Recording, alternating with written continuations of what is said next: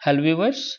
आज हम पुरानी से पुरानी खांसी के घरेलू इलाज के बारे में जानेंगे और बताएंगे कि पतंजलि में इसके लिए कौन कौन सी औषधियाँ उपलब्ध हैं। इससे पहले कि हम इस टॉपिक पर आगे बढ़े, अगर आपने अभी तक हमारा चैनल सब्सक्राइब नहीं किया तो प्लीज़ चैनल सब्सक्राइब करें और बेल आइकन पर क्लिक करें और वीडियो पसंद आए तो लाइक और शेयर जरूर करना।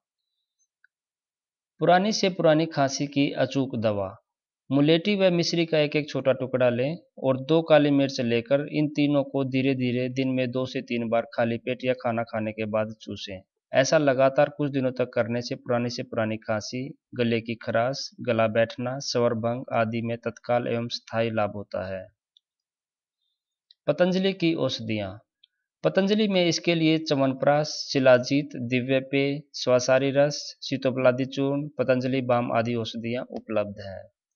आशा है आपको हमारा वीडियो पसंद आया होगा। ऐसे ही और वीडियो देखने के लिए प्लीज़ हमारा चैनल जरूर सब्सक्राइब करें द हेल्दी लाइफस्टाइल। और अधिक जानकारी के लिए आप हमारी वेबसाइट www.thehealthylifestyle.in पर भी विजिट कर सकते हैं। धन्यवाद।